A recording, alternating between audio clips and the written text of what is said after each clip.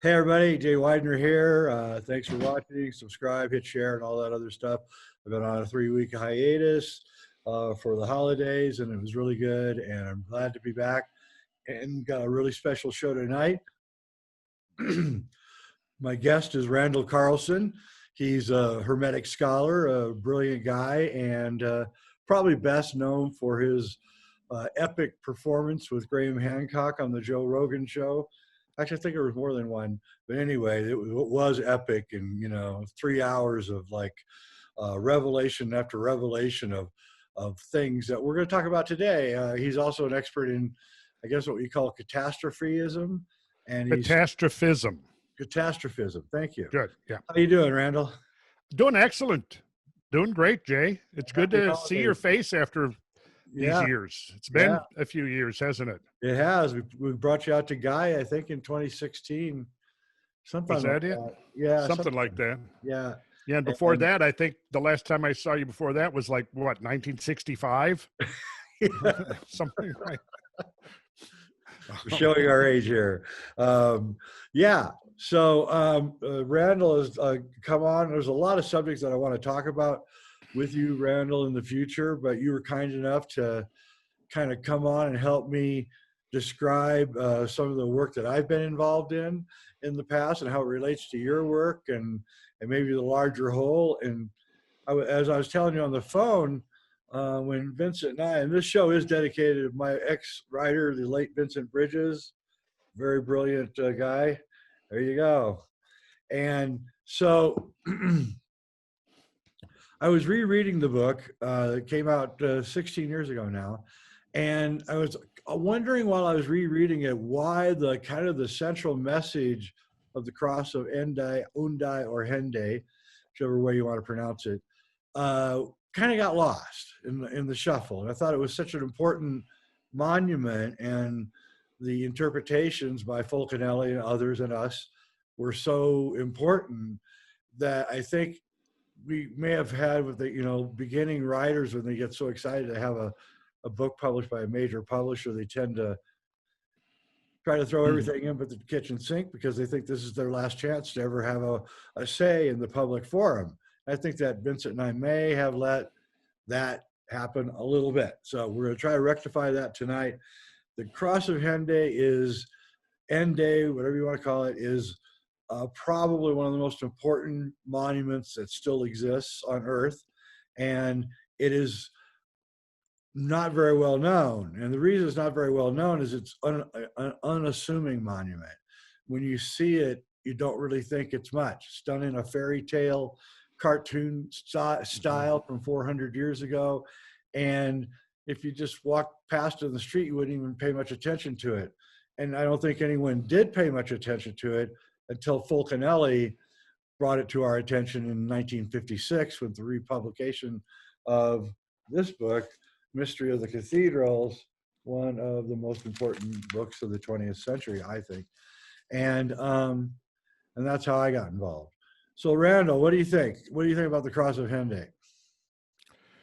Well, I was impressed enough to make an excursion there once upon a time.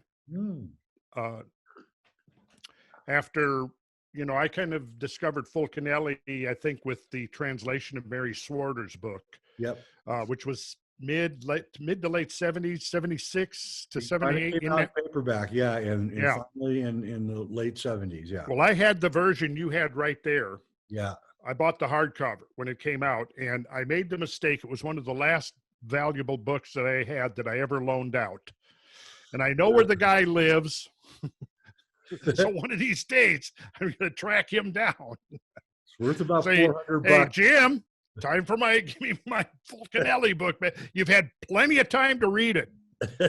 Yeah. So, but I actually first read about Fulcanelli by reading Morning of the Magicians, which is probably one you're well familiar with. Yeah, very good. That was my first exposure to Fulcanelli, and that must have been maybe even early 70s when I it came out in late 60s, early 70s. Yeah, because that was my first introduction to a number of things. My first learning about the teachings of Gurdjieff, for example, who was featured in there. Yep. number of other things. Also, alchemy, that they Yeah. treated alchemy with such respect Yeah, that exactly. it kind of Exactly. reignited everybody's, interest in it. And particularly the story about the gasworks with Yes. Andre Hellbronner. Yes. And that was a very interesting story. I don't think we'll try to get into that. Yeah. But Basically, it was a transmutation that occurred. yeah. It was witnessed by several people of transmutation of Mhm. minerals. So, And the visitation by the mysterious, right. who Jacques Bergier believed to his dying day was Fulcanelli. I believe it too, because the OSS, the precursors to the CIA, did an entire search after 1945 trying to find Fulcanelli Mm-hmm. because they thought he had the secrets, the nuclear secrets, and wanted to know how he knew them. Right? Yeah. And they didn't find him, did they? No, they didn't, because it looked like he escaped to South America with Marconi. That's what David Hatcher Childress says. And I think they might have, they escaped to create an alchemical school way far away from everyone. And they picked Peru because of it's, so far away, especially in those days. Well, one of the points you brought up, though, is why the question of why is the Hendaye Stone and the story of Fulcanelli and so on not more widely known? And I think at this point, one impression would be, when you and I were just getting into this stuff, decades ago, a lot of the people that were really in tune with the whole narrative and the whole alchemical tradition and the alchemical and Masonic tradition and so on were have since passed on. They have gone to the next level, and so you and I are in that position now. You and I are those guys that we were looking up to, trying to learn things from 20, 30, 40 years ago. And I think it's become just obscure enough that it's become lost in the whole, look, when we were getting into all this, there was no internet, right? If we wanted to find out something, we went to the library, we went to the bookstore, we did all of that so that, there we go. Yep. There we go. Yeah. Yep. There it is. Yeah. We had to like seek it out, the knowledge. It wasn't at our fingertips. I think a lot of people don't realize that either. Exactly. Yeah. You couldn't just sit down at a computer console and pull something up within 5 minutes. You had to go get in the car or go on foot and get somewhere. And, but I started a collection of books my last year in high school, about the time I really started getting into all of this, interested, knowing that there was something more to the story than we were being presented, and there was just some looking back, there were some elders that I first learned things from and helped to inspire me. And then, of course, a lot of the books that were being written back then or were being published back then were by authors who were already advanced in years or had passed away already. John Michel and John Michel was getting up in years. And then a lot of some of the metaphysicians and occultists, that wrote books on Kabbalah and Freemasonry, they had all passed away. So it kind of, the mantle fell on our shoulders. And I think what's happened is, to a lot of the, the generations coming up after us, there was so much else out there that it kind of got lost in the noise. I think so. I think that's kind of what happened. It got lost in the noise. And I think what you and I are attempting to do here is going to be pretty significant, to try to bring some of this, this understanding out to a larger audience. Yeah, I agree. And that's what we're going to do tonight. So what's interesting about this cross of Hendaye is we'll just start out with the name. So you have to understand that the Catholic Church ruled Europe so severely that the only place that people could go to learn some of these sacred arts was to Spain, where the Moors had taken over, and the Moors had continued the traditions of alchemy. And so if you wanted to go to Spain from Europe, you had to pass through this town of Hendaye. And I just prefer to call it Hendaye because that's how Americans are. What's interesting about the word Hendaye, though, is if you say it in British English, the H is silent at the beginning of the word. So they say Henry, Right. not Henry. They say herb, not herb. And you would say Right. Hendaye would in British English be Hendaye, which is exactly what it's talking about, the Hendaye. Yes. And that was my interest in it way back in the 80s, when I first started getting into the idea of cyclical events. Yeah. You know, event nodes that had a periodicity to them, and that this was perhaps a part of the ancient tradition, an important part of the ancient tradition that had been preserved through various means, and were coming to us through many of the Hermetic tradition, the alchemical and the Masonic, and through mythology, and through a lot of different venues. It was scattered, but you know, by the late 70s, I think it was pretty clear that from one hand, you had the traditions, the archaic traditions, suggesting the idea that there had been periodic catastrophes in the earth, in Earth's history, and that these had profoundly affected civilization. On the other hand, you have this growing corpus of geological and astronomical knowledge that's consistent with that. That's right. You know, and even though that corpus of information was growing enormously in the latter part of the 20th century, nonetheless, the gradualist and uniformitarian dogmas were so entrenched that it kept just getting pushed to the sidelines, swept under the rug, until finally, somewhere around 2 or 3 decades ago, it got to the point where, you know, it couldn't be ignored anymore.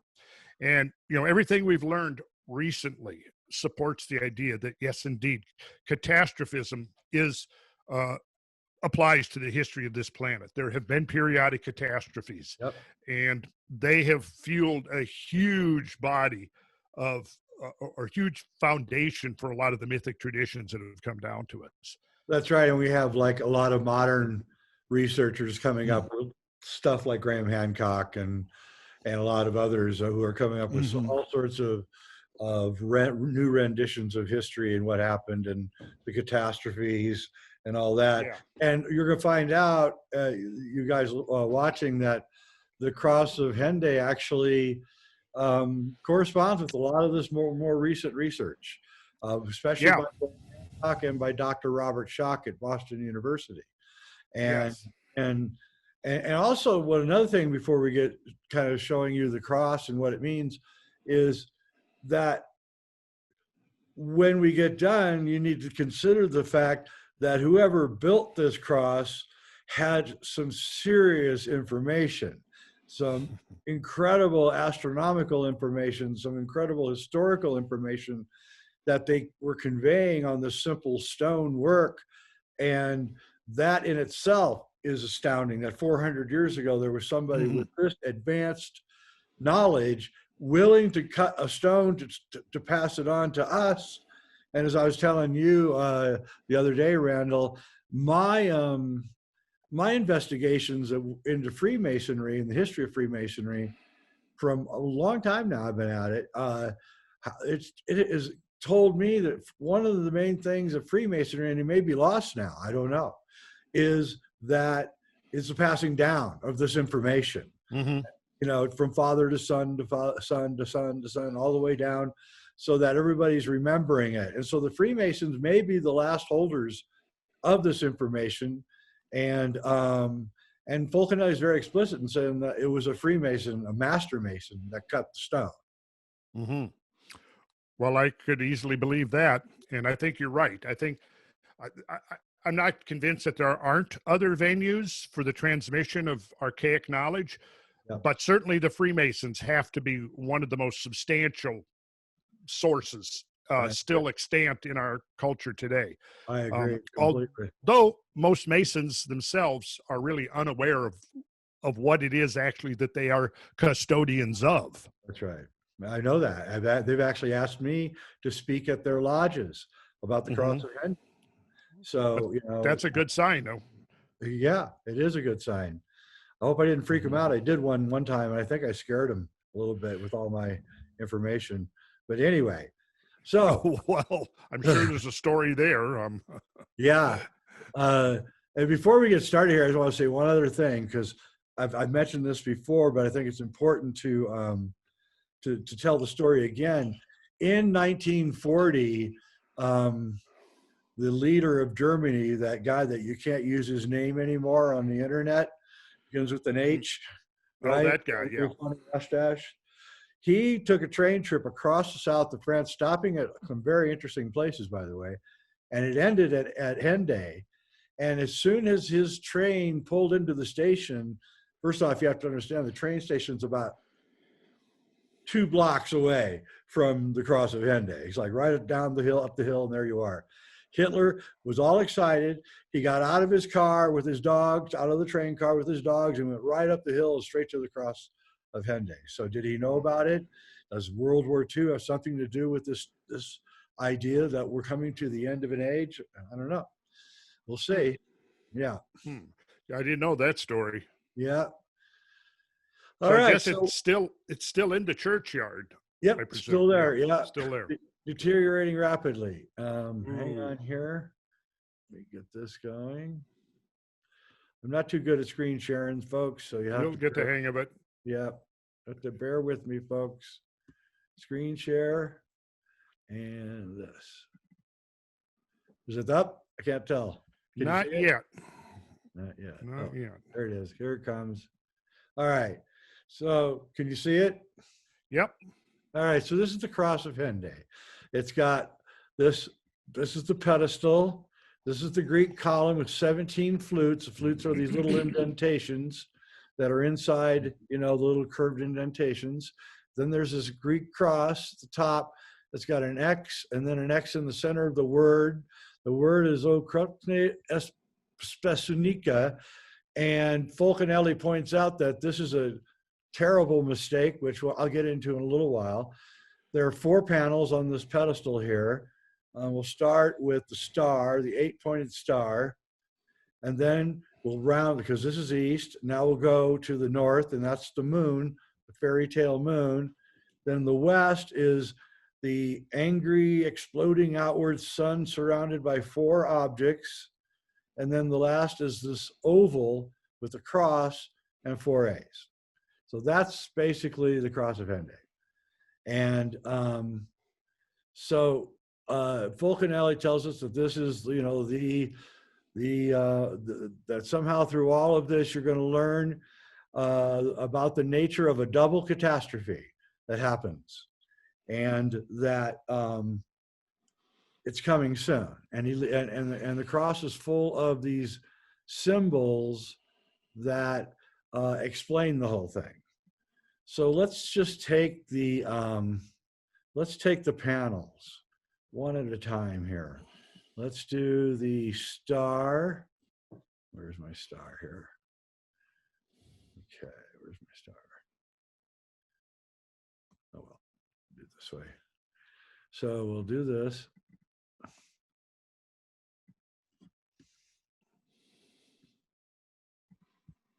Share screen.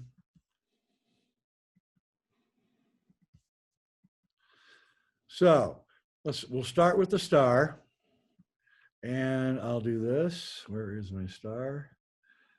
This, what these 4 panels correspond to, the number 17 is the number of flutes, and then we have 2 X's on the top, which is 20. So basically there's something about 17 and 20, which is important. Now 17 and 20 add up to 37, and 37 is a very special number in numerology that I'm not going to get into now because that's not important. But what they're really talking about is the 4 cards of the tarot deck. Mm-hmm.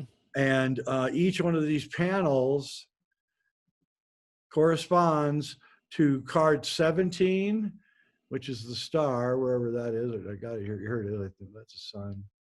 There's a star right there. So you can see that the classic tarot deck, number 17, has got the 8-pointed star, right?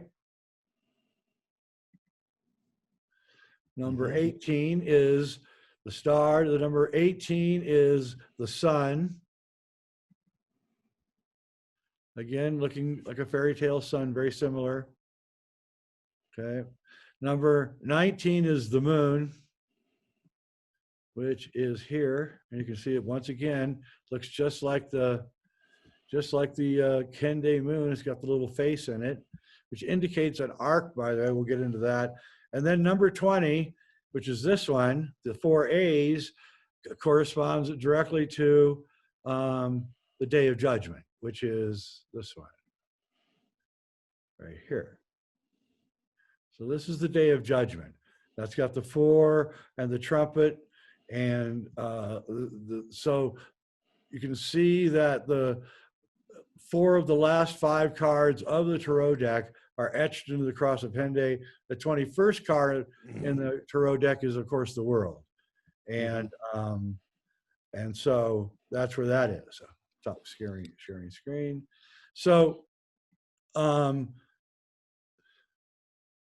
we can see that there's this correspondence between it, and somehow this is rendering out us that we're reaching at the end of the age.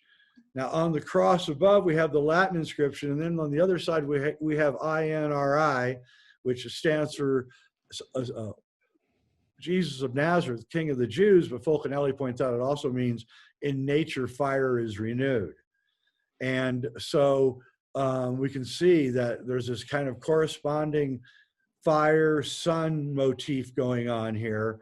And then if we go back into Aztec tradition, when they were asked why they were sacrificing those people, they said it was to keep the God from not being angry. So there's traditions all over the world about this kind of angry God, the sun turning angry. And so when I, hang on here. When I, all right, hang on. I'm getting there. I'm not going to go this way anymore. All right. So let's just, so in the recently, there's been a lot of work on this idea that there was this catastrophe, and this is where you come in, Randall, 13,000 years ago. And Graham Hancock says, and you kind of showed him where you took him to that, all these places where all the proof was, that this comet came in and broke up into 4 pieces, which is the 4 horsemen of the apocalypse, and that it hit North America primarily and created a 1,600-year-long super ice age. And probably a nuclear winter caused it by throwing all the dust up into the air, and it's called the Younger Dryas, right? Pretty close. Yeah.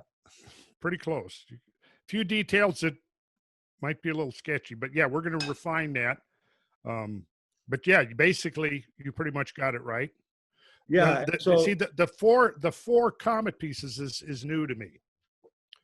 I've actually concluded it's more like 7 to 10 pieces, but with a caveat. In fact, there's probably a lot more pieces than that. I would agree. But there may very well have been 4 major, like if there was a major split and then those 2 split, then which could happen. And they splinter even more. Yeah. Yeah. Could I do a quick share screen to show those? I have some colorized versions of the cards that we were talking about. People would be able to see the, and I would like to actually, if it's all right with you, quote a brief quote from your book. Yeah. Is that okay? Yeah. Okay. So this is what he said, and this is why, and this was before I knew Jay, when I got a hold of Jay's book. Because I was very interested in the Great Cross. And so when a new book came out, I was quite excited. And so this is from page 22. It says, the Fulcanelli affair would be of interest only to specialists of occult history and abnormal psychology, except for the singular mystery of the extra chapter added to the 1957 edition of Les Mystères. This second edition included a new chapter entitled The Cyclic Cross of Hendaye. The Hendaye chapter is perhaps the single most astounding esoteric work in Western history. It offers proof that alchemy is connected to eschatology, or the timing of the end of the world, and it offers the conclusion that a double catastrophe is imminent. Now, when I read that, I remember just reading that, and the goosebumps were crawling up my spine. And I was thinking, these guys are onto it. Yeah, and the hold up in here. Okay, here we are. Good. Oh, this is a good shot. There's the INRA. Yeah. Well, let me do this. There we go. There it is. And I find it interesting, this sundial clock up on the wall right behind it, as if to make to put an exclamation mark on this idea, you know. Hey, we're talking about time here, cyclical time. And the sun. Yeah, exactly. Yeah, look at that. Yeah, I know. Yeah, weird. And there's the great 8-rayed star. Yep. Yeah, look at here. You can already, I bet you, since I took this, which would have been 31 years ago. Is that possible? Yeah. Yes, 31 years ago. I bet it's decayed a lot more than this, hasn't it? Yeah. Ooh, that's sad. It's right by the road and all the traffic. Yeah. That's there's the angry sun with the 4. So my interpretation of this one is that the first catastrophe, the double catastrophe, is the comets that came, and then the second catastrophe was which is what ended the Younger Dryas, which is the work of Dr. Robert Schoch, excuse me, which is that we were hit by a coronal mass ejection, which instantly melted almost everything that had been frozen up for the last 1,600 years. Yeah, and at 11,600 years ago, there was a second huge meltwater spike into the global oceans, which is pretty much, impossible to explain by conventional means. Yeah, by gradualism. Yes, and of course here, what strikes me about it is not only the angry face, but the very distinct depiction of 2 different sizes or lengths of solar rays. That's right. Yep, it's expanding outwards, and that's what is about to happen as a periodic thing.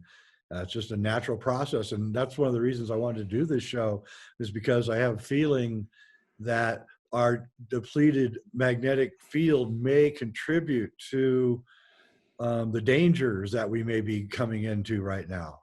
I don't know. And and it also should be pointed out that after Fulcanelli's chapter came out, so it came out in 57 in English with the additional chapter, and in 61, the U.S. military began building DUMBs, deep underground military bases, just soon right after. And we began entertaining the idea of going off planet and getting out of Dodge. And it was like, why do these ideas suddenly foment right after this chapter came out from a guy who the OSS had been looking for? Well, you would think somebody in the upper echelons would have apprised themselves of that book and the content, given you would think. Yeah. So yeah, I'm still undecided about the 4 6-pointed stars, but what you're describing may very well be, and I can certainly see the correlation with the 4 horsemen traditions. The 4 ages of the world right there, and each age punctuated by a star. That's right. And if you actually, this is probably the second most important panel, besides the angry sun with the 4 part, because this is the 4A. The alchemy is divided into 4 aspects, and this is the 4 ages according to Fulcanelli: the Golden Age, the Silver Age, the Bronze Age, and the Iron Age. And you can see the Masonic bent compass of the crossbar on the A. So indicating once again that this was a high-ranking Freemason that built this. And this is, this is showing you that there's 4 ages, and that when we hit the end of the Iron Age, that's when all of this stuff happens. And it's actually the alchemical transmutation of the human race in a lot of ways. and it's nothing we should be afraid of. It's a natural process. And the Day of Judgment.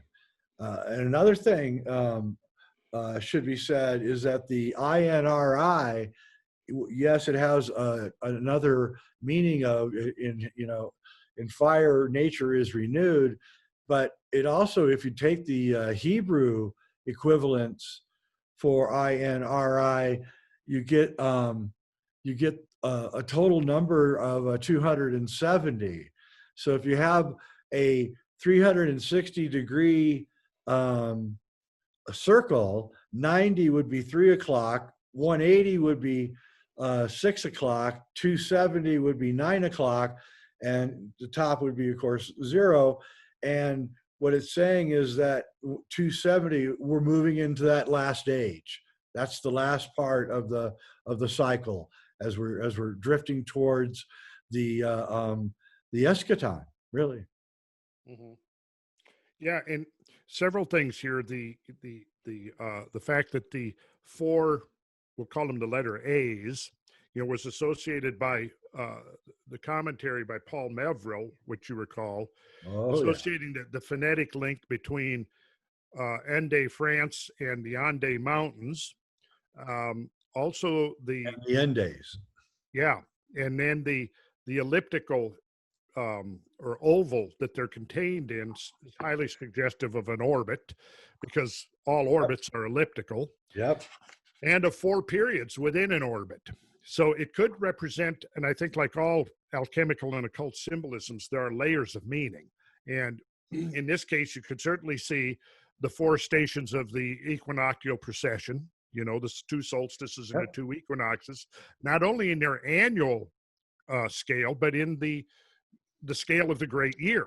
Yep. So I essentially see this as a simplified emblem of the great year concept. I agree. That there's a longer scale cycle associated with precession, without necessarily getting into exactly what precession is, because there's some anomalies there that are worth investigating. But nonetheless, there seems to be about a 26,000 year period, which, going back into the canon of sacred numbers, is associated with the number 25,920, as you well know.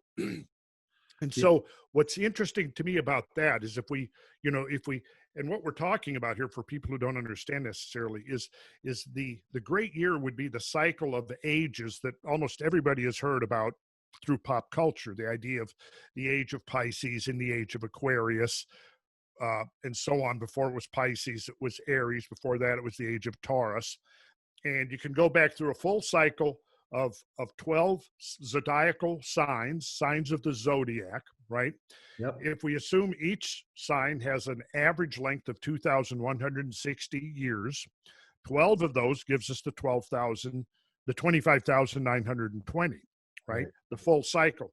And what that is, in the conventional explanation for now, it's the Earth swinging around on its axis, and bringing the Earth into this constantly changing relationship to the heavens, which, from our vantage point, translates into that cross, which is the intersection of the plane of the ecliptic with the celestial equator. And that X marks the spot, is constantly moving through the zodiacal signs. Right. And every 6,480 years, it will transit one of those quadrants of the cycle, which yields the concept of the seasons of the great year. And in a lot of traditions, you find the idea that the cyclical catastrophes are associated with the changing of the cosmic seasons. And then that there may be a grander catastrophe or shift that encompasses the 4 at the changing of the cosmic year. Now, what's interesting here, and I think you were aware of this number too, way back pre Younger Dryas impact hypothesis, right? Yep. I've got recordings of me giving a lecture in 1996 at Warren Wilson College, where I'm talking about the same thing we're talking about right now, cyclical catastrophes.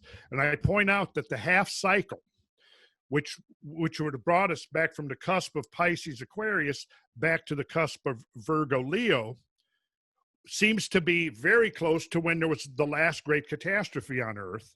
Yeah. And that appears to have been about about a half cycle, which I said was 12,960 years. So then in 2007, when Firestone came out with his work on the Younger Dryas boundary impact, and the first dating started coming in at 12,900, I was pretty excited about that, because I was seeing, wow, what a convergence between archaic traditions and modern scientific discoveries that is. It really is. It's Yeah. astounding. Yeah, and how this all is now coming together, and how the some group in the past knew all this and was trying to send that knowledge into the future, and it's astonishing. It totally is astonishing. It is. Yes. And here I did this, Oh, nice. borrowed this. I did this here for our talk tonight. I added a little color to it to make it give it a little more pizzazz. Yeah. But what Jay was talking about earlier, with the succession of the pedestal, where these cryptic engravings are preserved, if you explode it outwards, you get this.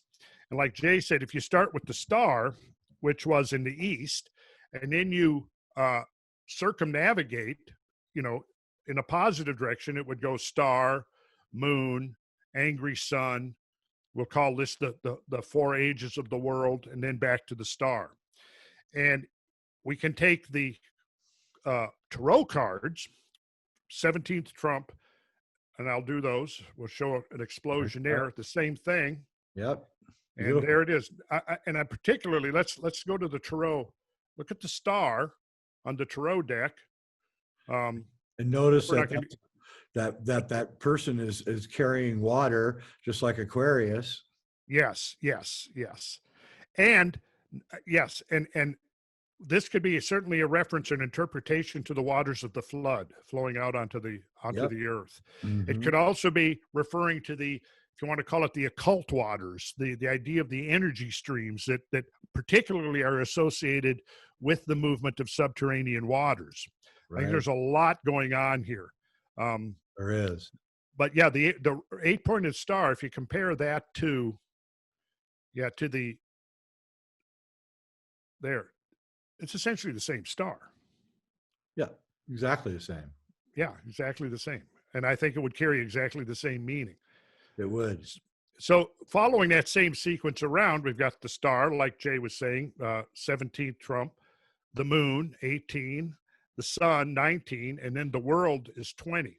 And again, notice again how this wreath is that ellipse that we find, the oval, just like we find in the four ages of the world emblem.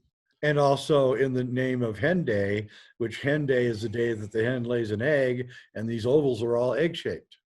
They're all egg-shaped, yeah. So that brings in a whole nother layer of meaning right there. When we go to the moon card, I've always been really intrigued by this moon card, even before I had the slightest idea of what it meant. But the thing, notice again, the very distinct two lengths of sun's rays. Yep. Just like we see on the Hendaye Stone. But all of these little yellow things here are yuds, which are the 10th letter of the Hebrew alphabet. That's right. Yeah, it's the seed letter of the whole alphabet. Yep. And it signifies seeds. So notice that you can't look at this, and this is like seeds emanating from the sky descending to earth. And then we have the crayfish down here, which is taken as an emblem of primitive life emerging from the primordial waters up onto the land. And then we have the dog and the wolf, which signifies, a number of things. Psychologically, you have the domesticated dog, and then you have the wild, untamed wolf. But then in the historical context of this is, there was a very important part of human survival, I believe, that involved the domestication of the wild wolf into the domesticated dog. Definitely. And the dog, I think, has played a much bigger role in the human story more than just pets. I agree. Today they're pets and companions, but throughout the history, the tens and dozens of millennia that people have been on this planet, dogs have been along with us for a major part of the time. Believe me, And if of course, you live in the middle of nowhere like I do, you got to have a dog. I mean, you you just got to have a dog. got to have a dog. Yep. Yeah. Yeah, and also back to that moon. Just one other thing is there is the human face on the moon, and that's also in the Hendaye Stone has that same nose, and you know, that's just very interesting that the ancients thought that there was this human watching us from the moon. And I think a lot of the research of, say, Richard Hoagland has shown there is some kind of strange stuff up on the moon, and maybe at one point it was being used as an observatory or something. Well, I have a lot more to say about that, but we'll save that for another show. All right. Yeah, because the moon is going to turn out, I would say, to be a very significant part of our future. I agree. And our past. And it may be occupied, by the way. See, that's where I'm deliberately kind of sidestepping that particular. There again in the sun card, we have we have the two very distinct types of rays. Yep. And if we go back here, the moon, you see there are 18 yuds emanating from the moon. Now, see, this is significant, Jay. These seeds, which are basically the genesis of the entire Hebrew alphabet, which is considered to be all of the stages of cosmological creation, symbolized within this wheel of these images, all of which are transmutations and permutations of the fundamental yud, the seed. So here we have the seeds emanating from the moon. We have 18 seeds emanating from the moon descending to Earth. That's something worth pondering. It is, and also the water at the bottom of the card and the relationship between the moon and tidal forces and those things are really important. Well, like you just said, absolutely, yes. Think about that. If you're going to talk, going back to this idea of the transition from an exclusively marine life to terrestrial life, there has to be a transition zone between these two distinct domains. That is the intertidal zone. That's right. Right? And so no moon, no intertidal zone. That's right. The moon created life on the land.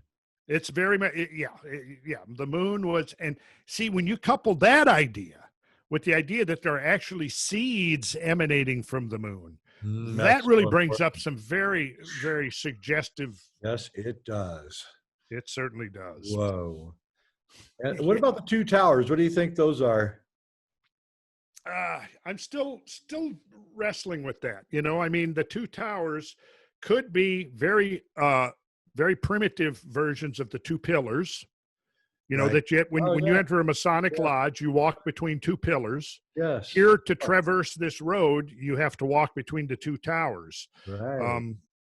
So that could be one meaning of it. Also, the fact that, we're seeing masonry work there. So if you look at this sequence, the road is coming up out of the waters, going up between the wolf and the dog. And then before you get up into the mountains in the distance, you have to pass between these two towers. Right. Are they guard towers? Are they occupied? Are there sentinels up in these windows? I don't know. Interesting. But the presence of those towers is very interesting. And in the Masonic sense, the two pillars, of course, relate to, you go through them, one, you have Yachin and Boaz, you have the celestial globe and the terrestrial globe. Right. And my reading of that, my interpretation of that, which is based upon a lot of reading and having participated in Freemasonry for 42 years now, is that it's talking about the linking and the relationship between the two domains of earth and heavens.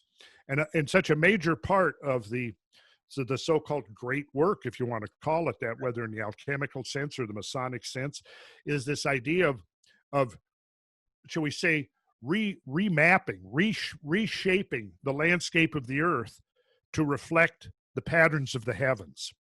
Right. And we find that as a universal theme all over the ancient world. Yep. Right. In various ways.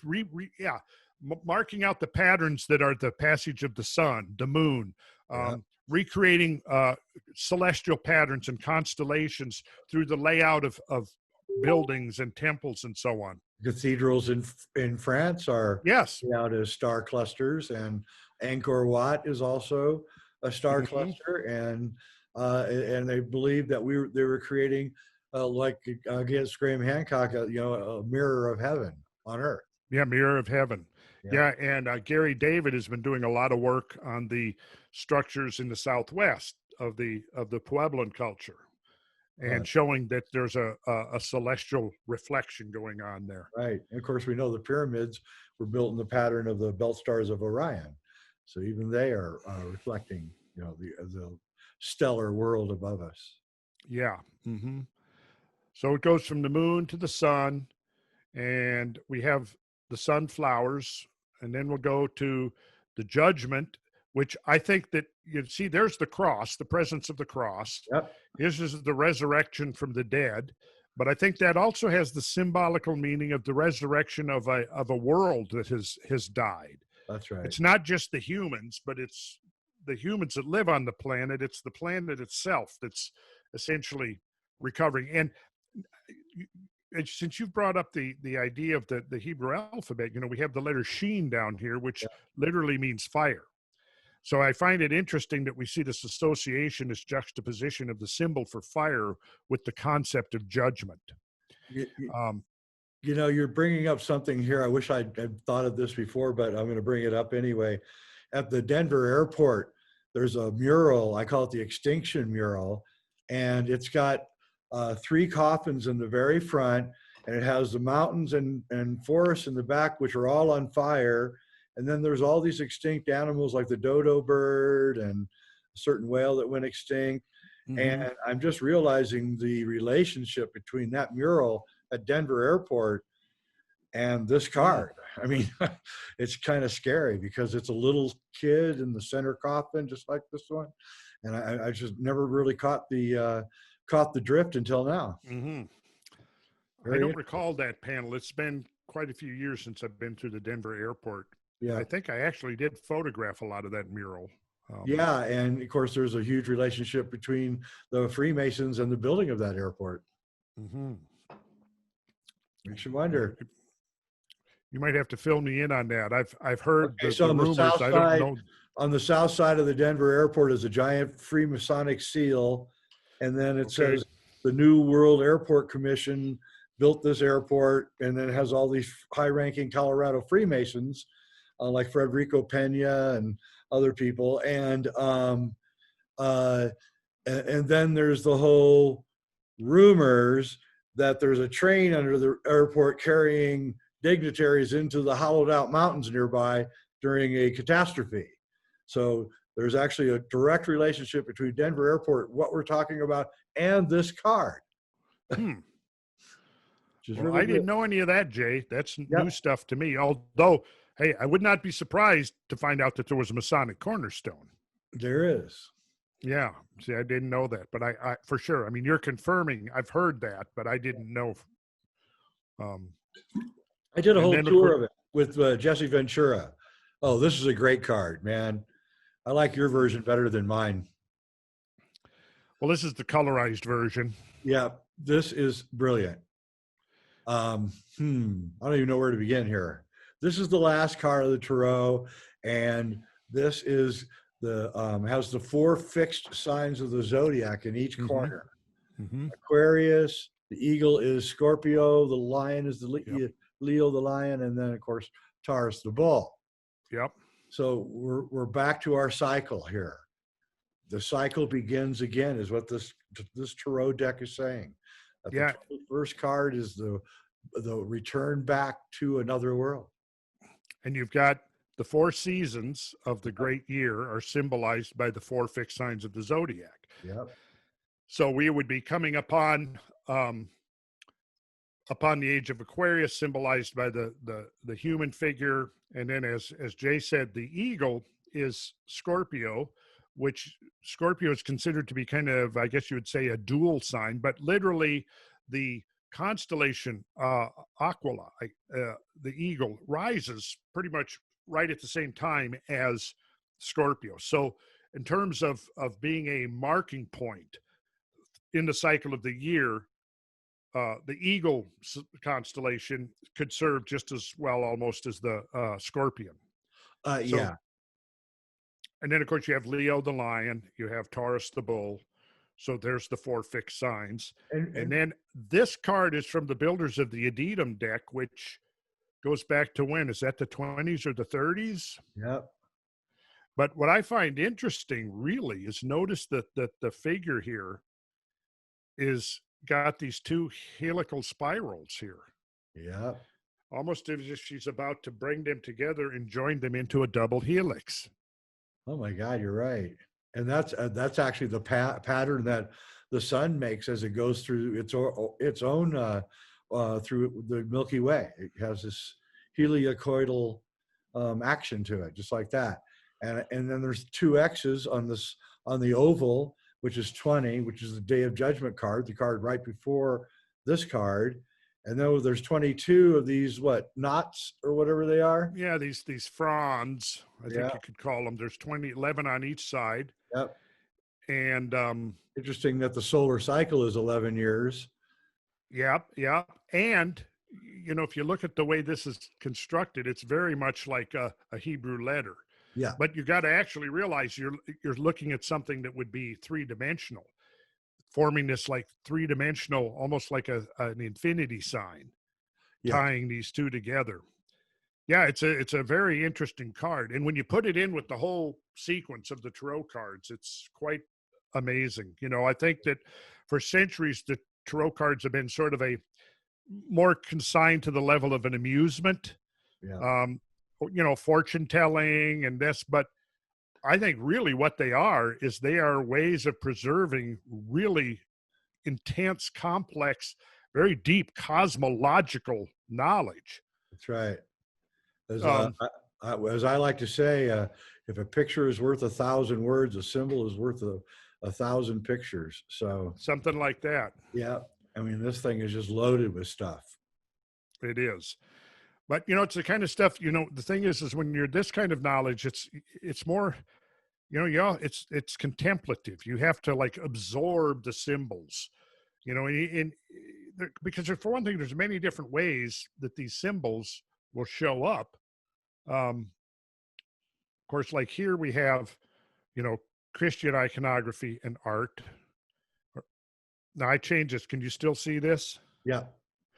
Yeah. See, here's the INRI, which, as Jay said, often in the Greek, that was from the phrase Jesus Nazarenos Rex Eudorum, or Jesus of Nazareth. Rex, of course, is king, and Eudorum was Judah,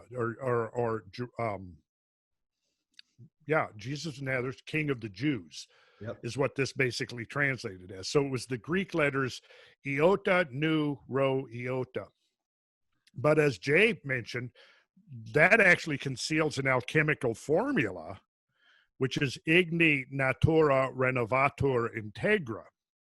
Through fire, nature is completely renewed. Yep. So that brings us to a really interesting idea. And back to the idea of Fulcanelli's double catastrophe. Hey, everybody. Thanks for watching. I'm Jay Weidner. This has been Reality Check. My good guest, Randall Carlson. Please hit subscribe and share and all that other stuff. And just want you to know I really appreciate you watching. Thank you.